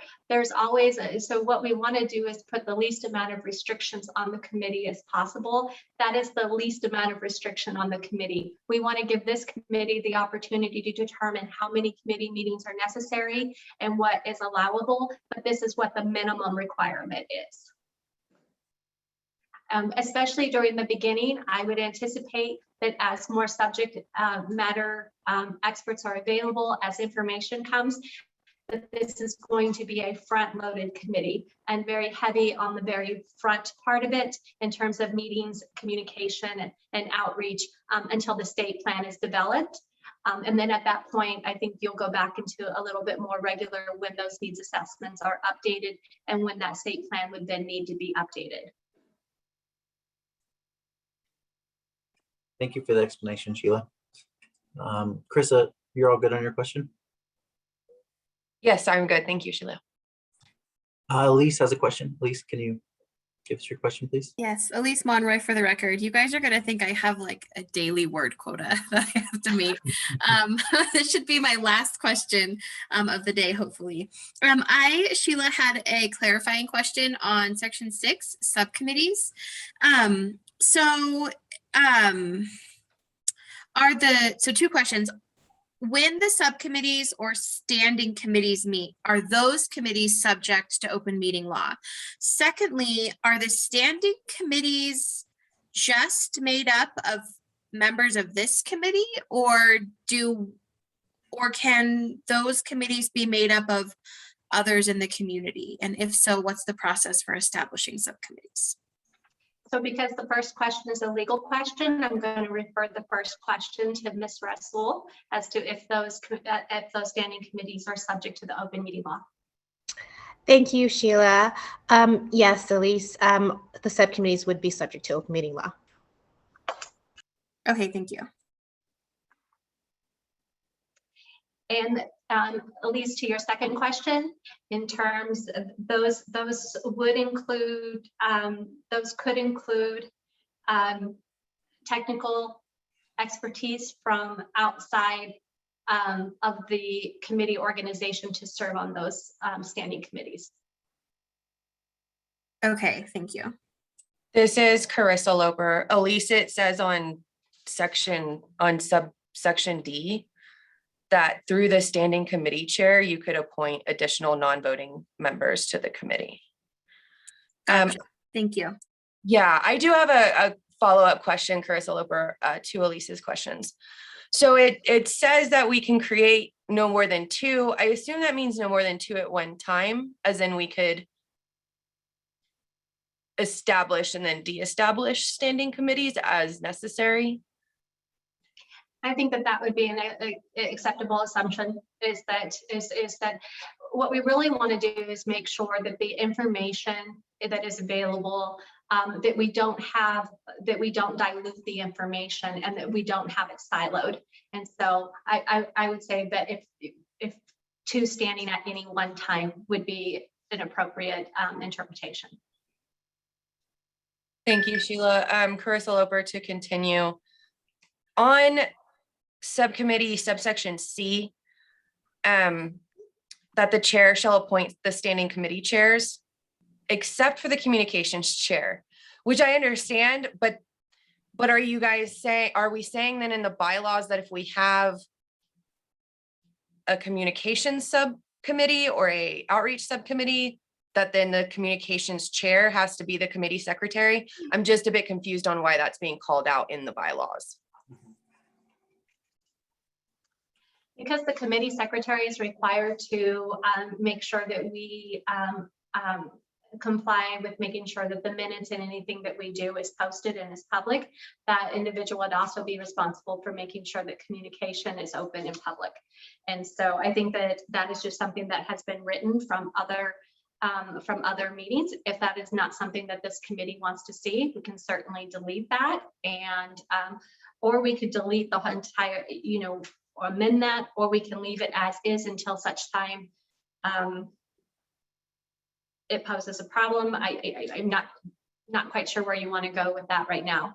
I wonder if it is it the intent that we want the committee secretary to be on in any of the 2 standing committees, that if they were in existence? Is that what we're trying to say? No, this one is just basically saying that that if there is a I'm just going to read it one more time. So give me one more second. So I want to make sure I'm reading the right one again.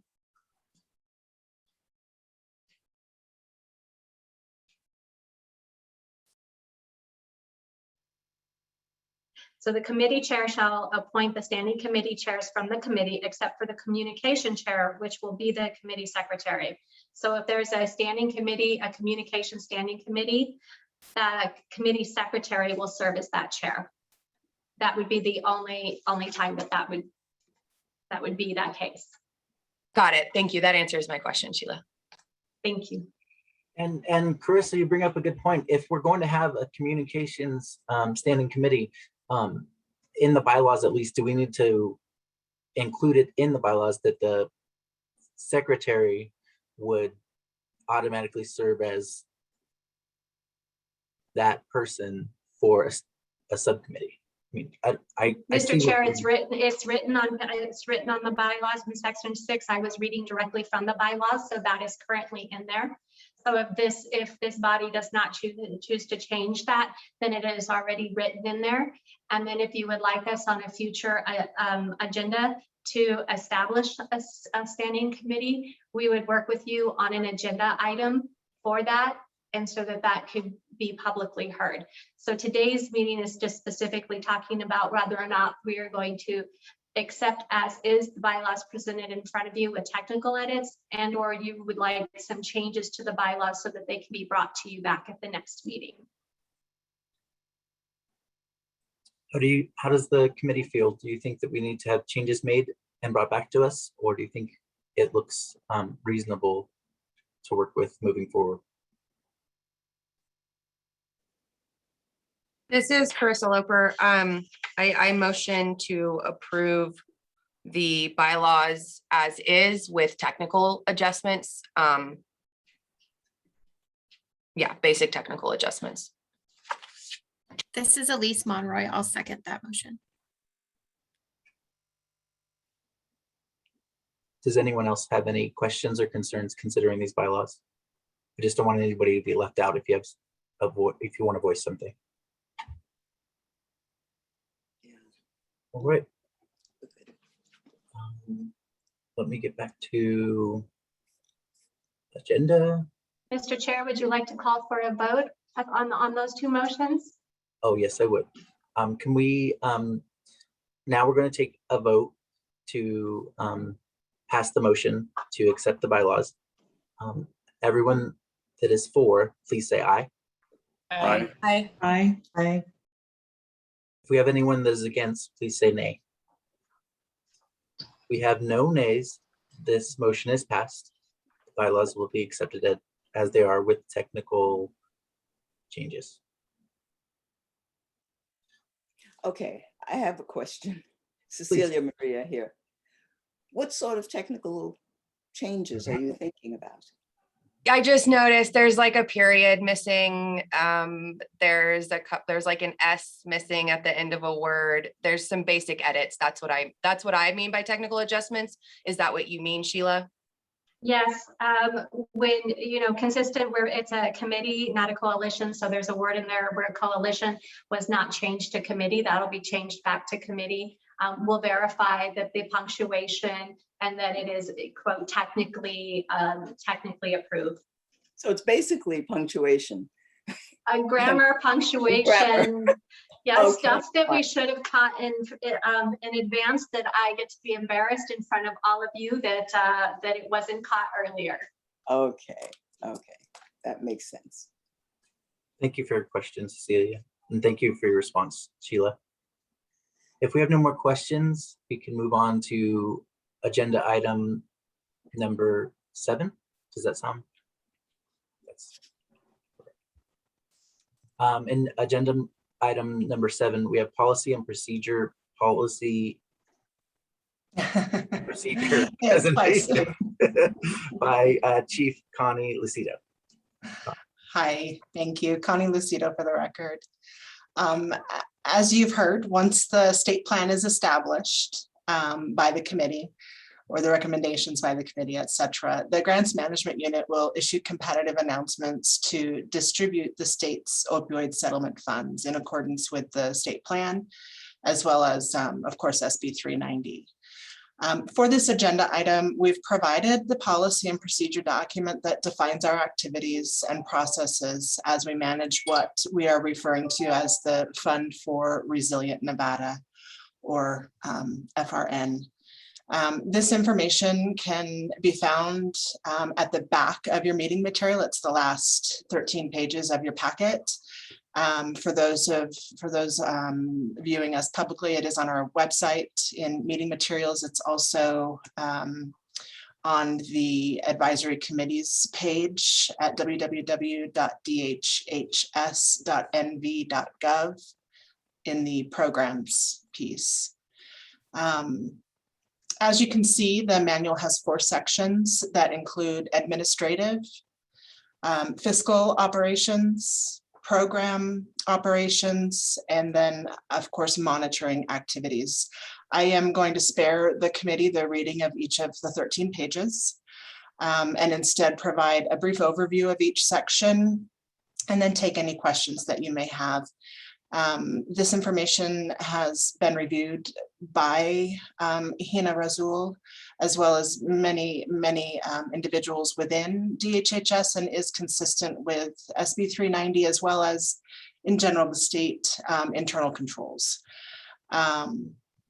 The administrative section includes, of course, an introduction, information regarding the needs assessment that we've been hearing about during this meeting, as well as the legislation and, of course, internal controls, and the unit's program responsibilities, what this particular unit's responsible for. The second section is the fiscal operations and provides information related to the management of the program, allowable costs and prohibited uses. Again, these were procured from best practices. You heard from Dr. Woodard, the DHHS has administered many grant programs. All of this information is consistent with that, as well as SB 390.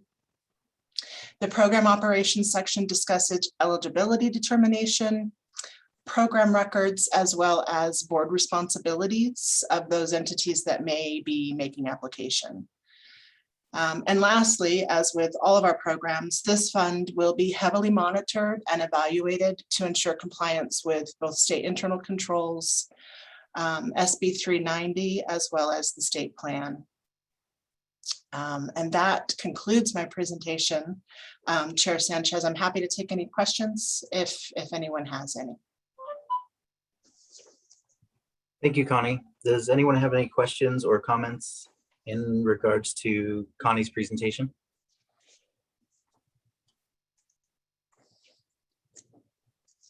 If there are no comments or questions, I'd like to move us forward from agenda item number 7 to agenda item number 8. Here we have a review and discussion regarding the next steps towards the development of the required statewide needs assessment. Sheila and Dr. Woodard.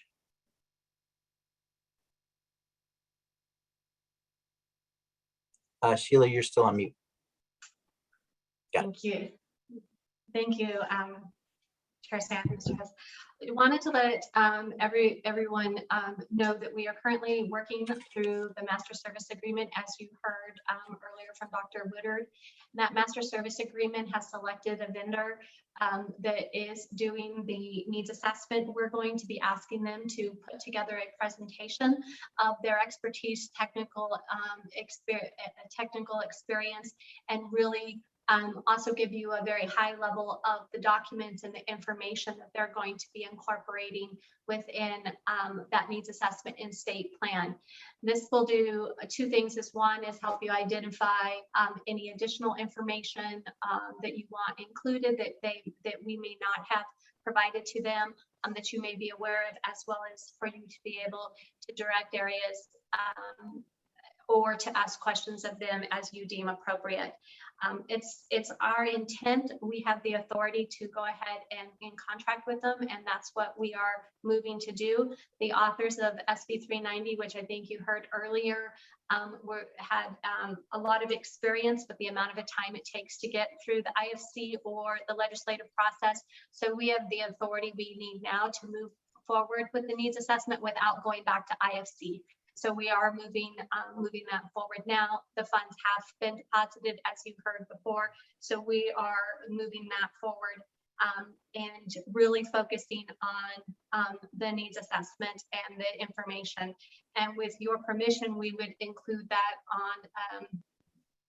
on the next agenda for discussion and have that vendor there to present. I have a question. Can we know I'm sorry, Cecilia Maria here. Can we know the name of the vendor before they present? Until we actually have a signed agreement, a signed document, we typically don't publicly share information about who we are working with contractually until we actually have a signed agreement. Just in case we need to go to a different vendor. So it's not official until all the ink is done on the paper. And so it would be at that point in time that we would be able to share with you as well as the other committee members. We can certainly share with the committee members. We will put the name of the vendor on the next agenda on the agenda, so you will know it in advance as soon as we possibly can. We'd like to get that posted sooner rather than later, so that the public will also know that that would be part of what would be at the next meeting, if that is what the chair and the members decide that we can put on the next agenda. All right, thank you. I just wanted to share, it's not that, it just becomes very technical if we announce a name publicly and then that contract doesn't go through with that name, then that misinformation for somebody who might miss a meeting might get out in the community. And we really strive to make sure that what we communicate is accurate, so that there are not any, oh, I missed a meeting, and so this person how did this person not get that contract, and why is this name? And so we just really work hard to make sure that we are transparent, concise, correct, and everything that we provide to you is very accurate.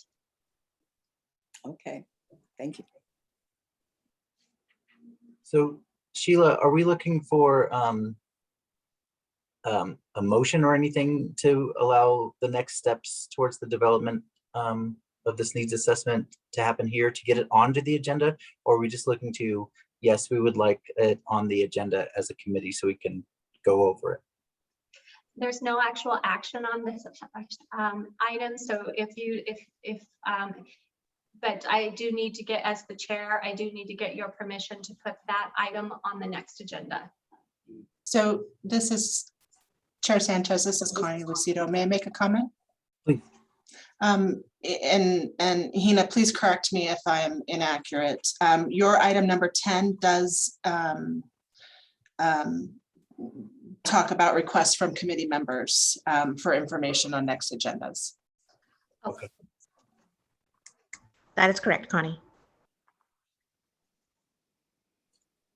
Okay, so from here, do we have any more questions or comments? And I'm still a little bit confused. Are we moving forward from item number 8 to 9, or does something need to be specifically said by me? I'm still confused. No, Mr. Chair, you are correct. Okay. But we do need to remember that that could come up in item number 10. Thank you. Okay, let's move forward, unless there's any other questions by the committee.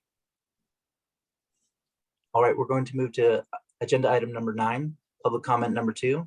Public comment will be taken during this agenda item regarding any item appearing on the agenda. In consideration of others who may also wish to provide public comment, please avoid repetition and limit your comments to no more than 3 minutes. No action may be taken on a matter discussed discussed under this item until the matter is included on an agenda as an item on which action may be taken. Do we have anyone for public comment number 2? And I believe Connie, or Megan, you have help assistance with this? Yes, excellent. Yes, Megan will assist. Yeah, Chair Sanchez, this is Megan Jones for the record. I'm not seeing anyone raising their hand, but I just want to remind folks that are participating on this call as an attendee. If you would like to make public comment, please use the raise hand option at the bottom of your screen.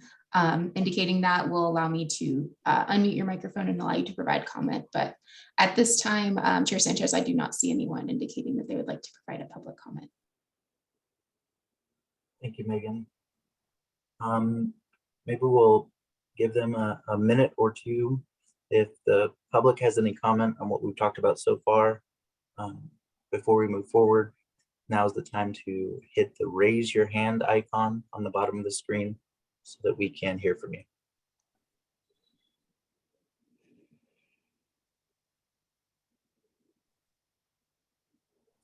Anything yet, Megan? I'm not seeing anyone indicating they'd like to provide a public comment. Okay.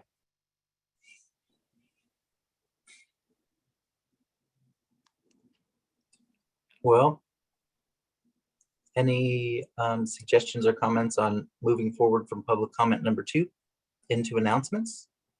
Shall we give them a couple more seconds? Shall we move forward to item number 10? This is Connie Lucido. I think you're safe to move on. Thank you, Connie. All right, we will leave agenda item number 9 and move on to agenda item number 10, which is announcements or requests from committee members on information for next or future advisory committee meeting. Does anyone have a request or something that they would like to say or have brought up at the next or a future advisory committee meeting? This is Elise. This is actually not, I think, anything related to the needs assessment or anything like that, but I'm wondering if for the next committee meeting, if staff can help collect bios from committee members. A lot of the people that are on this committee, I haven't had the pleasure of working with in the past, and I would love to know a little bit more about who is here and who I have the honor and privilege of serving with. So if we could collect member bios, that would be great. Thank you, Elise. That's a really great idea. Absolutely, we'll take care of that. Thank you. Do we need any kind of motion or anything for that, Tony? Not to my knowledge. Awesome. Any other announcements, requests, questions? This is Jessica for the record. Hey, Jessica. Carlo. I was just wondering if we had decided how often the committee was going to be meeting. If my internet has been a little bit spotty in and out towards the end here. I know that it was mentioned, you know, about possibly meeting quarterly. Did we ever make it a No, we would like, this is Sheila Lambert for the record, we would like to recommend so that we can move this along monthly meetings until if that's, and we could have a meeting in a month so that we could move this forward so we can get the money, get the needs assessment worked on as quickly as possible so we get the money out to the communities in need. Thank you, Sheila, and thank you for your question, Jessica. Yes, I think that's really important that you brought that up. At least for now, my suggestion, or you know, just in concurrence with what Sheila said, that we should meet in a month so that we can get the process started of working with and kind of guiding what the needs assessment will look like with our vendor that will be coming in. Carissa, you have a question? Yes, thank you, David. So will Sheila or Connie, will your group send a doodle poll out, or should we decide as a membership right now what date in November will work best? Should it be exactly November 5th, or should we have discussion to make sure everyone can attend? This is Connie Lucido. Thank you for that, Carissa. Staff will send out a doodle poll, especially with some of the holidays that are occurring in November. So we want to make sure we have as many folks as possible. Thank you. Appreciate that. Thank you.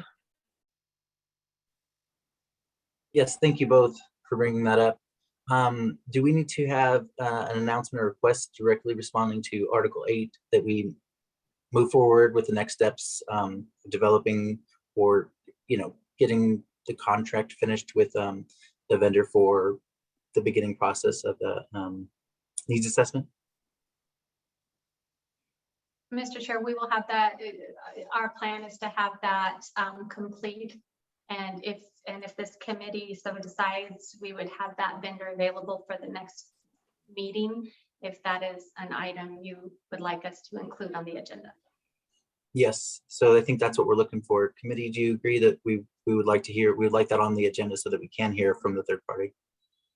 Yes. Yes. Yes. Yes. Yes. Right. Do we need any clarification or do we have any questions moving forward with that particular agenda item, or do we want to add anything else as an agenda item for the next meeting?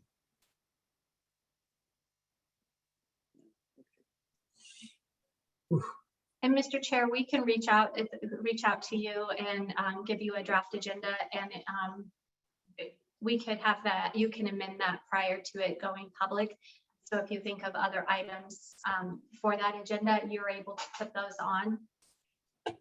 All right, thank you so much, Sheila. We're at 12 o'clock. We've met the marker of the time that we were supposed to meet. If there's nothing further that anyone would like to bring up, which I'll be quiet for a couple seconds just in case there is something. On agenda 10, now is the time to speak, or we'll move to agenda item 11.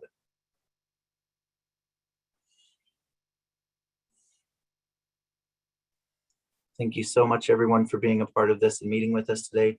If there's no further questions, we'll move to agenda item 11 and we will adjourn. Connie? Do we need to motion to adjourn or anything, Sheila? I don't know if that's the way this one runs. No, you do not need to. It's not an action item. So, I mean, you have the option if it is an action item, but because it's not, he can just adjourn. All right, thank you everybody for your attendance and thank you for taking the time to do this. We will meet again after we do the get the email to schedule the next calendar meeting. Thank you, and this meeting is adjourned. Thank you all. Thank you. Thank you. Yeah, Bye. this should be with you. Thank you.